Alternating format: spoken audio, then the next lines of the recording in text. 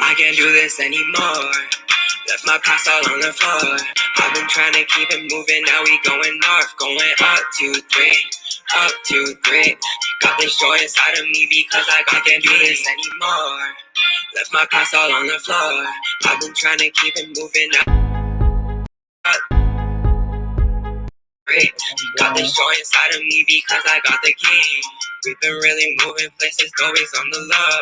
I was shining in the tunnel cause I got the glow. People really hating and it really starts to show. Yeah, we gon' level up again cause that's just how we roll. Yeah, came in with the sauce. Yeah, learned out from the boss. Yeah, I've been learning lessons from the struggles and the losses. Praying for communion for the races since we lost it. I done had enough of it for all the pain and cost anymore. Left my past all on the floor. I've been trying to keep it moving, now we going up. What's going on, everybody? So I just thought that I would try a little bit more often to try to get with y'all randomly at night. And oh, let me go ahead and put my little banner up because I forgot to do this. Y'all should know that my music is brought to y'all by Taking Back September. That was the intro music that you just heard. So we're going to put that up for you. You can check them out on SoundCloud and YouTube. So random thoughts, just random thoughts that I have. You know, like I said, I'm trying to do this a little bit more often with y'all. And peep that shirt. You know, I'm always rocking a Rob Naylor shirt. That's how I do. Keep my boy in business. What's going on, sis? How are you? How you doing? So here are my random thoughts for today. First of all, I hope you guys had a good day and that you're doing well. If you have any loved ones out there in Texas and the other states that are without power, you know, I hope they're doing all right. That they ain't, you know, having too much of a struggle. So this morning I was listening to Sirius XM Urban View, and the big topic of the day was about reparations and Black farmers. Of course, if you don't know, there's, you know, the talks are in right now of the reparations. Was it HR 40? They're talking about how we should go about doing this. I don't have an answer, but a few callers called in and they had some ideas. And a few people were talking about one of the ways how reparations can look is by giving Black people homes. I'm not exactly sure about that, but I can guarantee you that that wouldn't cost too much money. Now, I think the one guy who called in, where his thought was incomplete was when he was asked, where would you find these houses and would you be starting from scratch or building brand new houses? He didn't really have an answer. But I think a simple answer would be, what about the house that they're living in right now?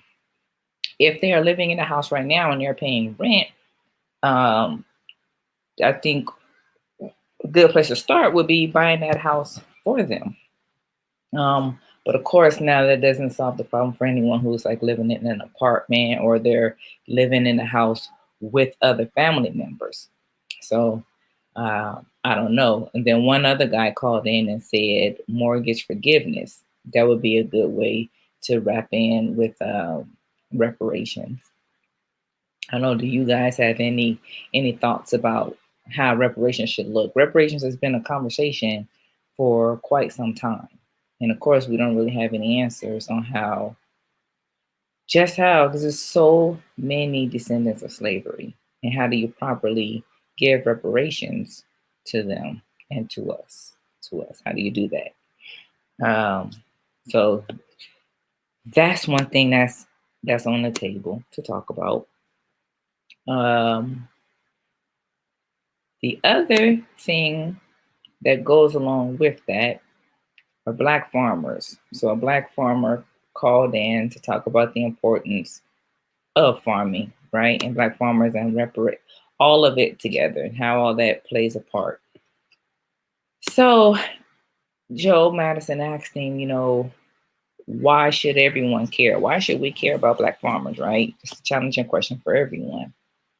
But, and he's talking about land ownership.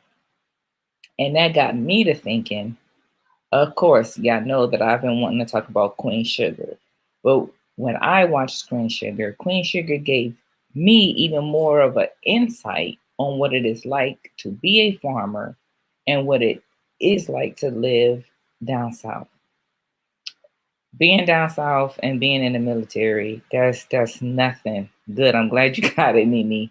It's nothing like being a farmer. So if anybody else is out there who's never watched Queen Sugar is about a family that has land, and the father, the patriarch, right? We're just gonna say the patriarch. The patriarch has been living on that land, and he started to struggle with keeping up with his payments and keeping up with the land. He has one son and two daughters. So he was calling his daughter a lot, the one who was married to an NBA player, and was asking her for money, right? Where she got a little bit too busy with her life that she wasn't helping her dad. There's a lot of ways that the conversation can flow. But the point being, to make it short, is that the daughter with all the money did not help her father financially. The son, once the father died, the son is the one who ended up taking over the farm. Though the father left the farm for all three of them because he thought that that could bring all of his children together. Okay, so as I'm watching the show, I'm learning and I'm being taught how difficult it is to be a farmer. I'm also learning the value of your own land. Now, I know that within my own family, I have had family. I have my grandpa, my paternal grandfather, had land. He had land, and whatever happened to that happened, but he was farming on his own land. Had that land been able to be taken care of and been passed down, of course, we want to talk about legacy, and we want to talk about ownership and all of that kind of stuff, right? So on there, the son is taking care of the land. He's learning what it is to be a farmer. Then all together they learn how to be a farmer. But the wife the daughter who was in California, of course, the one who she's thinking that she's all smart and better than everybody else. Yeah, perhaps, yes, she was a business manager for her husband. So yeah, she has the smarts to handle all of that. So whatever, that's her lane. But she's learning that her father was in so much debt. How do farmers get in debt? Well, what I've learned from that show, even so, they're in Louisiana. That's the important part, that they are in Louisiana. So all the black farmers together in Louisiana, their land was bought by a white family who owned a lot of the parishes in Louisiana. So they couldn't go, and this family is a big family in Louisiana. Both, I'm talking about the black family and the white family. They're a big family there. So the banks are owned by this white family. The crops, the seeds, and all that, they're owned by this family.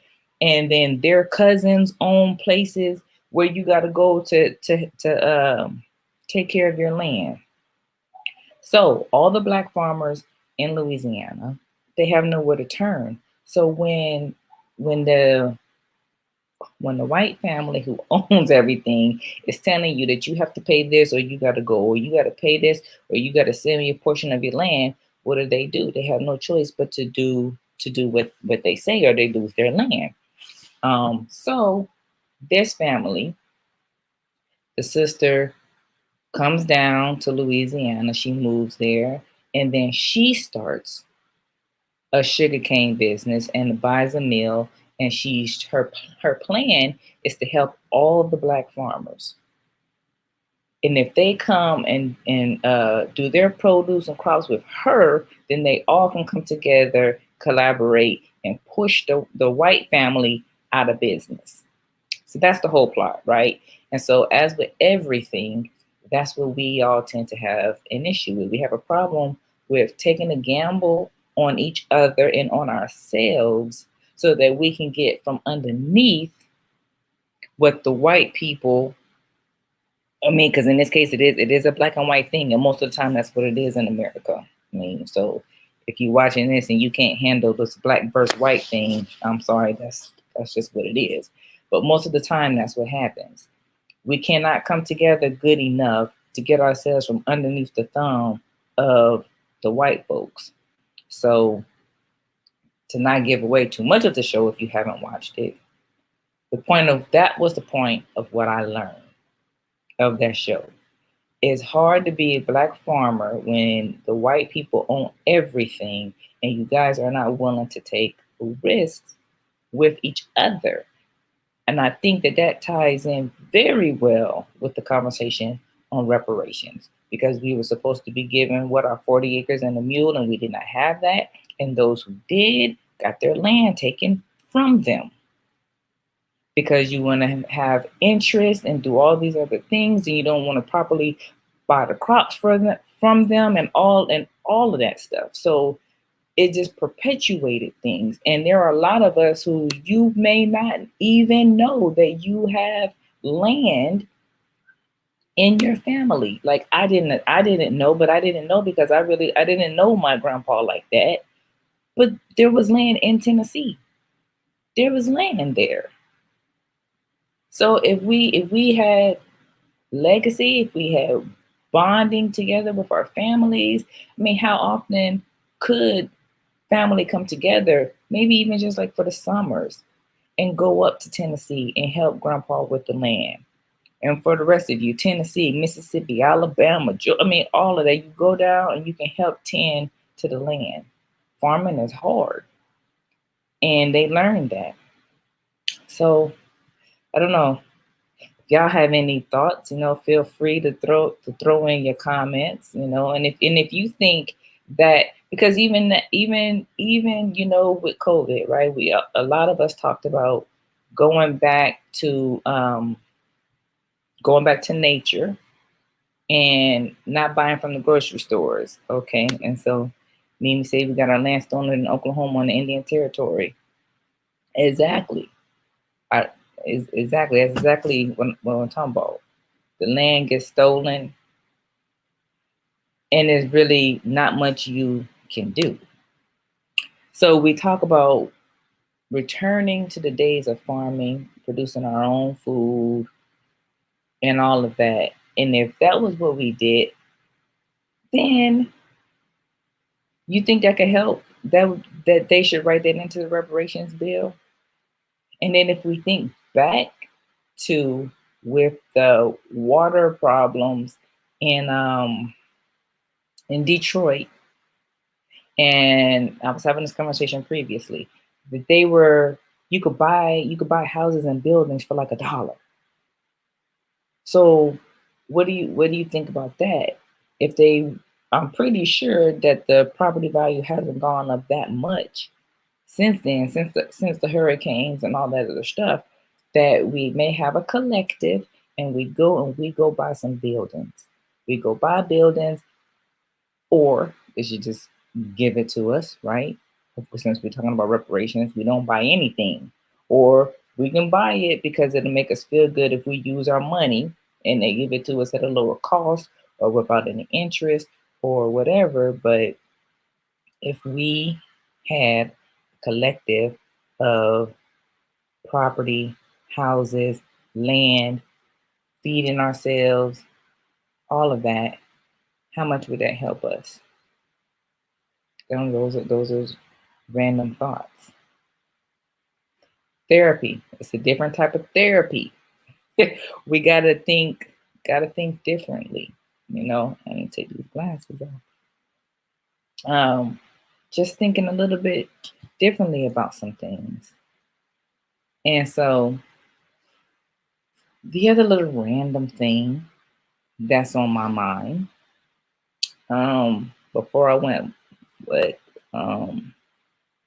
they're not gonna let us have it. But see, that's the thing. If we could find a way to where we won't need them, then they don't have to let us have anything, because there's enough Black people out here who can start their own um one united. One united. If enough of us put money in there, and we can bank Black, and we can get it started that way. That's just one bank. I know that there's got to be others, but there are plenty of Black folks who have the wherewithal, because we come from very smart people. That's why they burnt up the town in Oklahoma. That's why they did that. We can do Black Wall Street again. There's plenty of people who can be realtors, property managers, lawyers, notaries, and again, the farmers. There's people who can do that for us, and we won't have too much problems. Come on, somebody. So then the other thing that's on my mind, this girl wants a treat. Just hold on. Before I went on live, I glanced at an article.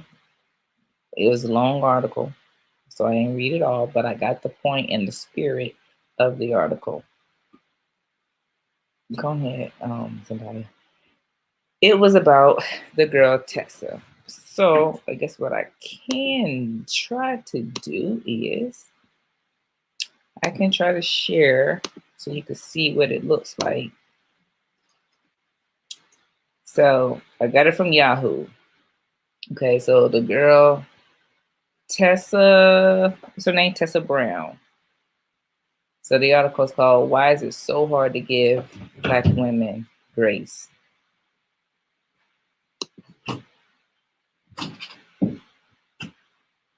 Did this thing even share? It doesn't even look like it shared. Nope, it said I lost permission. Well, whatever. This thing don't like my laptop. Yeah, it don't like my laptop. But anyways, so the article was talking about the girl Tessa, what's her name again? Tessa what? Tessa Brown. Tessa Brown, but everyone ended up calling her Gorilla Glue Girl. So another way to think about this, right? I mean, I looked at it and I was like, man, what? First, I didn't really have no opinion, because when I first heard about her story, I heard about it over the radio, okay, on Sirius XM. So a caller called in that day and said that she probably got it confused with some other hair product called Gorilla something. Yeah, no, I don't know because I don't use that stuff, but another hair product called Gorilla something. So I was like, oh, yeah, okay, whatever. But still not understanding how you can confuse the Gorilla Glue with something else, right? Whatever. Pressing forward. She's become a whole viral sensation, right? A whole viral thing about how people can be so stupid. You're so stupid, or you're so vain. You're so worried about your hair being this and that you went off and you just did whatever it took to do this to be pretty, right? Yeah, that's other opinions. But this article talks about the fact that, okay, she did something stupid. Everybody is making fun of her, from the smallest person to famous people, famous national, worldwide known people who are making fun of this one woman who did something stupid. So it's talking about, who do you give grace to? There are people of another hue, white folks, who do stupid stuff all the time, and they intentionally do stupid stuff, and we forgive them. We forgive them all the time. But when it comes to Black women, oh, we got to be the butt of all jokes, or we can't be forgiven. We got to get our name carried all through the mud.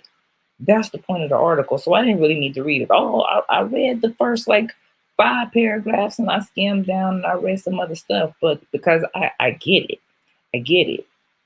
It's just like when we're in pain, they don't feel our pain the way they feel everyone else's pain. When we're having a baby, I mean, it even took Serena Williams, while she was in pain during her pregnancy, they wanted to minimize her pain. So I get it. I mean, I laughed a little bit at the commentary of people. I didn't laugh at her situation because I mean the girl's hair was stuck like that. But the point is, she did something stupid. Wherever she didn't realize how temporary, not how temporary, wherever she realized how permanent Gorilla Glue in itself, when it is used correctly, how permanent Gorilla Glue is. Maybe she didn't realize that. I mean, I don't think she is as old as I am, so she's still gonna do stupid stuff. Yeah, I did see that she wants to sue them, but I don't know how accurate that is anymore. That she still want to sue them. But even if she did, we're still talking about she's young. She's young, but I don't know. I haven't followed up on her lawsuit. So maybe that got thrown away. I don't know. So she did something stupid. People do stupid stuff all the time. I remember that I took super glue and put it to my fingers because I wanted to see how quickly it was gonna dry. I was dumb. I was stupid. Whatever. But I did it. How many times have you been told, don't play with super glue? Don't do that stuff because super glue is no joke. Well, luckily my fingers didn't get glued together, right? And okay, so she's 40. Okay, she's 40, and I didn't do that at 40 years old. But the point is that I did it. But had I done it at 40, right? Because maybe sometimes you don't have something, therefore you would never do that thing, right? So if you never needed super glue before, so you don't have super glue, but for some reason now you were at somebody's house and you got super glue and you just, even the mistake, you didn't realize that you had the super glue on your fingers and you glue your finger together. So now someone deserves to be made fun of because now they got to walk around. This is kind of funny, but somebody got to walk around with their fingers like this until they can get to the hospital or whatever because their fingers is stuck together. Grown folks still do stupid stuff of putting their tongue against frozen things. People still do that. But the article specifically references the fact that there are white people out here on viral doing the cinnamon challenge, the fire challenge, the Tide Pod challenge. They doing all these stupid things and they're doing it intentionally. But they're not getting made fun of the way that this dark skinned Black woman is. So why is that? Why is it that Black people don't get to do stupid stuff like that? Her gluing her hair isn't any more stupid than that.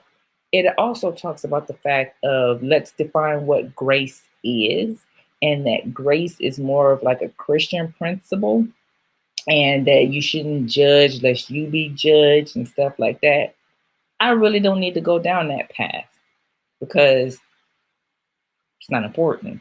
I mean, if you don't know what the definition of grace is, then whatever, but that's what it's talking about. If you can overlook what someone else does, but you can't overlook it when a dark skinned or Black person does it, you're in the wrong. That's hypocritical. So those are the three random thoughts that I had for tonight. I swear there was something else that was on my mind too, but it's slipping. It is really slipping right now. I was gonna tie it to therapy too, but yeah, those. So reparations. What do you think is the best way to roll out reparations? What do you think about Black farmers and the things that they go through or what it takes to be a farmer? And also grace. Why is grace not given to Black women the way that it is to other people? And why is Tess Brown being dragged through the mud the way that she is. Um, we expect it from white people. They make money, and I don't think she can be redeemed. But she can't be redeemed from doing something stupid. Well, we talking we expect stupidity. It seems to me that blacks are to separate. We all should want to teach each other to win and stop feeling like we can't share the wealth. That's in reference to reparations, or what? Or is it in reference to everything? Because really, I picked those three things because it is all about black. Hey, during Black History Month, it's all about black. This is a black woman whom, from white people to black people to black men, are dragging this woman through the mud for the stupid thing that she did. That white people do stupid stuff every doggone day. Oh, the fire challenge. Ain't that when somebody was like lighting up their vagina and stuff like that? And people doggone trying to stick bottles up their vagina and all that. Come on, man.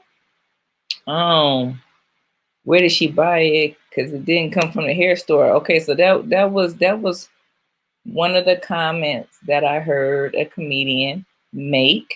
And so in the comments, I heard that it was already in the house.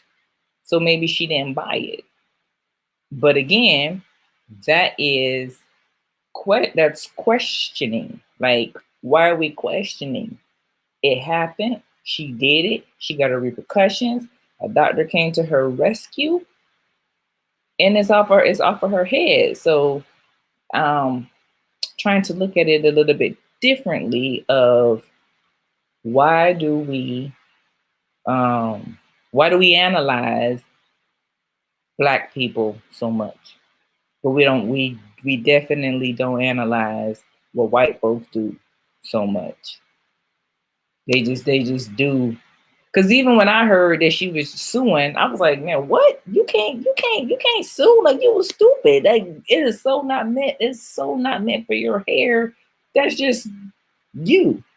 But when I read that article,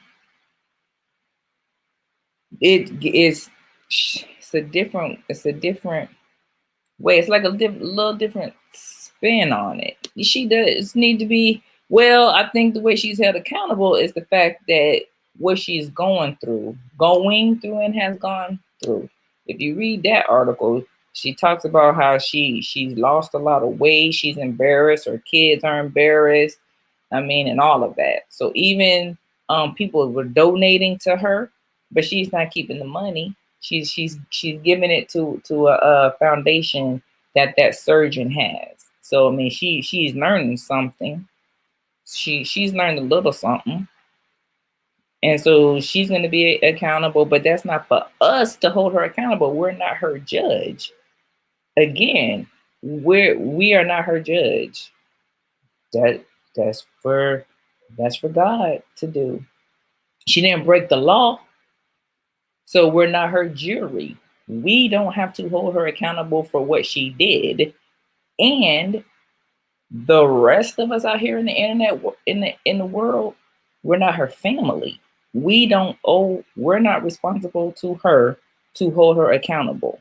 And I was just telling this today, but the other day, is that I'm responsible to him. I'm responsible to his growth. So I'm going to treat him differently. I'm going to talk to him differently than the way some other adult or his friends or whomever else will. We are her neighbors, and we should this is true. But that does not mean that we should judge her and we should be dragging her name through the mud and calling her all kinds of stupid. So the doctor came to her rescue. The surgeon came to her rescue. The stuff isn't in her hair anymore. And so, say that one. Came to her rescue. It's not in her hair anymore. And let's take this as a learning experience. Hope she took it as a learning experience. Hope other people take it as a learning experience, that you don't use stuff for stuff that it wasn't meant for. And now, that thought that came to my mind, somebody else, I saw somebody else. Now, hopefully, what do they call it? They call it a copycat. Hopefully, her mistake did not lead to copycats. Because I also saw recently that somebody was using Gorilla Tape for their little bikini area.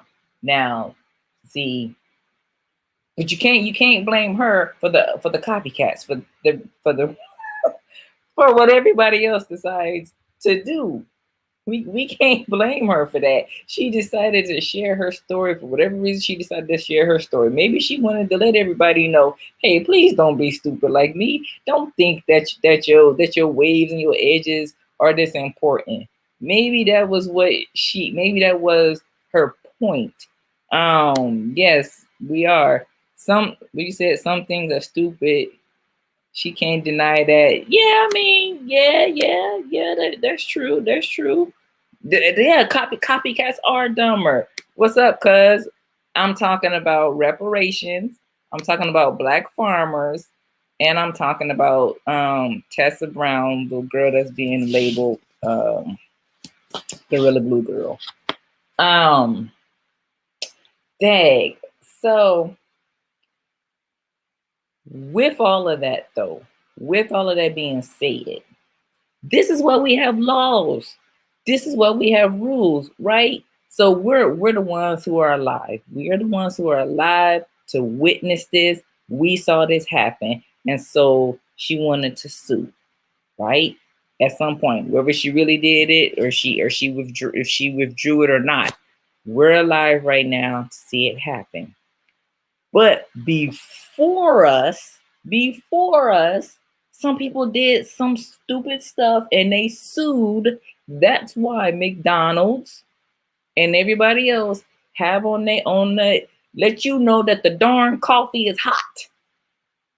That's why they have to do that. That's why those white lids that go on the top, that's why it says what it says. Because somebody did something stupid at some point in time. All these things, when you look at it, when you buy stuff, and you like, why you gotta tell me that? Why you writing that on the list? Because somebody did something stupid. When you buy things, and in the package, and I know I got one around this in here somewhere. The little pack, the pack with the little clear little gel little things in it, and it says this is not for consumption. That's because somebody back in the past ate it, put it in their mouth, they did something, and they sued. I mean, I was alive. I was alive with the McDonald's and the coffee. I was a teenager. And the lady spilled that hot coffee on her from McDonald's, and she sued. Dude, you went to McDonald's and ordered a cup of coffee. Did you want a cold cup of coffee? I mean, so yes, the girl did something stupid. Yes, it was extremely stupid, but it's extremely stupid to those of us who know that what Gorilla Glue was for. There are some people who use that Gorilla Jail, and maybe, just like in math, transitional property. Transitional properties in math, maybe she thought that if this goes and this goes, then maybe they both together will do the same thing. Look at me, I'm trying to use an analogy, and I can't even remember it. Oh, like A plus B and B plus A is still gonna be the same thing. That's probably what she was thinking. But I mean, whatever. Do you think Black people should feel responsible for one another, or should it? No. So yes and no. You probably didn't like that answer, but yes and no, because we are all each other's keepers.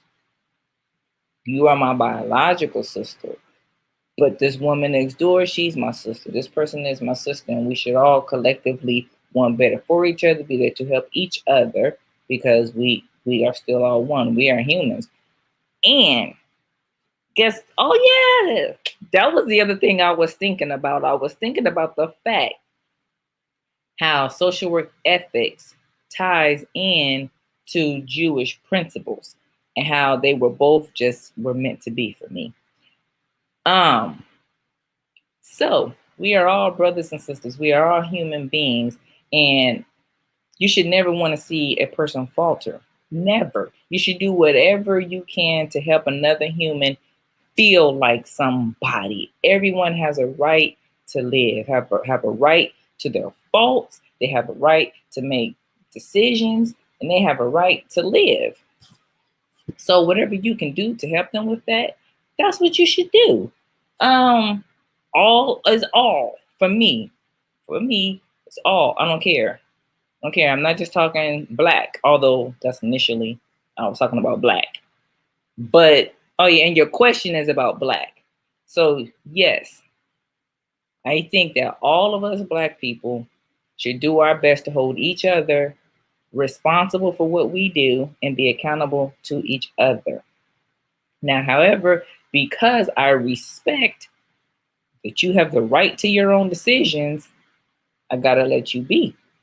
I don't think that everyone should just like fend for themselves. That's that Christian mindset that I used to have. It's not your God. It's not in between you and your God. This isn't your business and you stay out mine. No, because what you do affects the next person. And that is really what I've learned through Jewish principles. What one person does affects the whole community. And so, just as that one person, yes, she's one person, that was her dumb decision. She and her children have to live with that decision.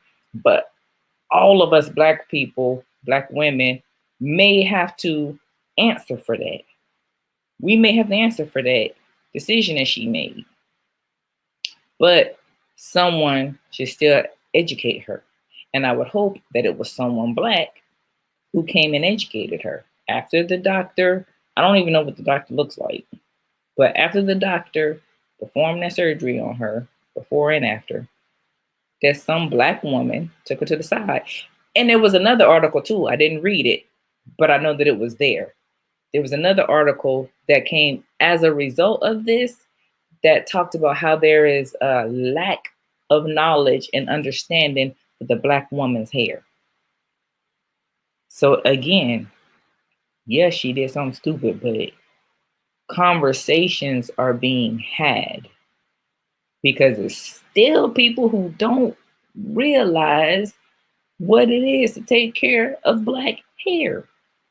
You can't just do whatever to black hair and think that it's gonna work out right. Black people specifically think we have a problem being exclusive with each other when other races don't have a problem. Let me share that. What she said in case one of y'all got a comment. Yeah, I do. I think we do. But you know why? Because when we try to do this for ourselves, those who are watching do what? Then they want to start calling us racist. Then they want to start invading. They want to start saying that we're doing this and that, and they want to try to change the narrative. No, we're trying to do exactly what y'all doing. That's one thing that happens. That's exactly what happens with the Black Lives Matter. You come in, you take this stuff, but all lives matter. Now we got blue lives matter. Now we got all this. All we trying to say is stop killing us. Stop killing us. So we try to come together, but then other people want to come in and they take over. They won't let us build up. It is cultural conditioning. They have indoctrinated us into this. So you have those of us who do want to come together, but then yes, there are some of those of us who are still in that selfish mode, or we're too fearful to come together. But that is cultural conditioning. It's not our fault. It's going to take time. It's racist. And so another caller that called in said that what also should be written into HR 40 should be repatriation. They should pay for us to go back to Africa, but also they should pay for us to find out our lineage. So there was multiple calls this morning, and they were all pretty interesting.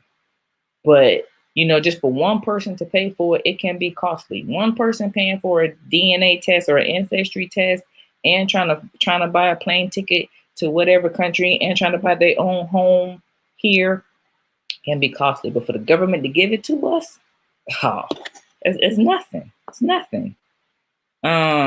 She only put. How you know that? How you know she only posted? Did she say that? She said she posted it because she ran out of ideas? Are you trying to take me backwards? Are you trying to say you didn't get the point and nothing? You trying to take me backwards now? That's why she posted it. Asians hire each other. Yeah. It's only us. Only we can't take care of each other. It becomes a problem because everyone is afraid of us. Yes, I mean, there's nothing more that can be said. Everyone is afraid of us. Where 2 or 3 of us come together, and now there's a crime that's about to happen. It's written in. It's pretty much written into the laws. Now it's become loitering. It's totally changed. So they try their best to keep us down, keep us at odds with each other. So I mean, I don't know what it's going to take, but I agree. If you take a lot of those different callers' suggestions, I would love to own some more property. I would love to know exactly where my roots are and move to Africa. I would love that. No problem. And you're gonna give me a leg up. You're gonna give me some money to help me do that. I have no problem with it, none whatsoever. Because once you have left this U.S. soil and you know what it is like elsewhere, I question what is so great about America. Now that I've left, I totally beside the freedoms. I got that. I got that. That we have the freedom of speech. That we don't have an authoritarian and all of that. But America is where people want to come. But now that you can see what Donald Trump can do, what different are we from any other country? Right? What different are we? We strive so hard. We strive so hard for things that we don't need, but you don't know it unless you're not here. I did enjoy Switzerland. It just was a little bit too long out of my comfort, out of my culture. But what I did learn about Switzerland is promptness, cleanliness, privacy, just leaving people alone and getting out of their business. Everyone has free health care. I mean, and we don't have that here in America. People not worrying about what you doing. I mean, it's just so much more. It's just so much more. And even in France, so I'm just gonna say Europe. In Europe, and that's where people are more free. When I was younger, and white people, they are Europeans, so you're looking at them and how they're freer in the mind. It's because they have a free country. Their country is free in the mind. You're over there, and let's just talk about the naked body. Is not a big thing, and that's why pornography and rapists and all that stuff is not like, it's not a thing like it is over here in America. Why? Because so much just goes back to slavery. they was raping us.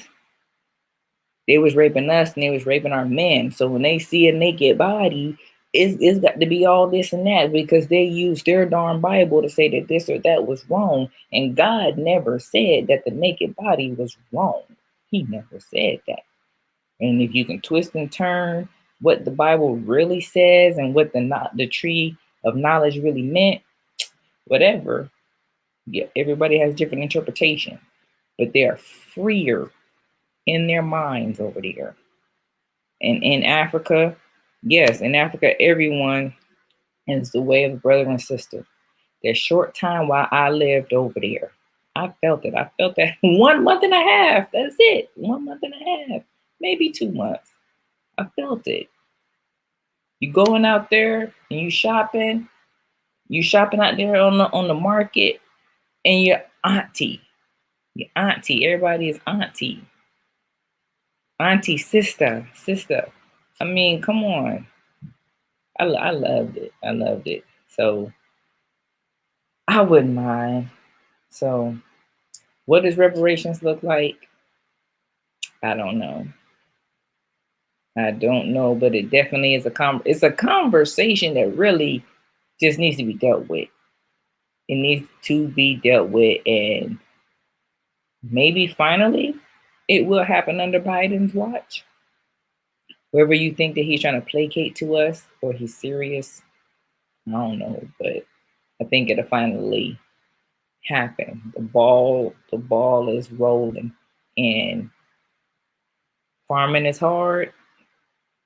I think if you're watching, we need to talk about Queen Sugar some more. We need to watch it together, stream it together, talk about Queen Sugar, break it down, and all the things that are happening in that show. And one of those things definitely is about Black folks coming together, and also all the secrets that Black folks keep in their family, all the hurt and all the anger. There's a lot of issues in that show. So about at 48 minutes, I think my random thoughts are up for the night. If y'all have any last minute things, yeah, I love you too. Y'all got any last minute things before I end? And y'all know how I gotta end in the same way that I started.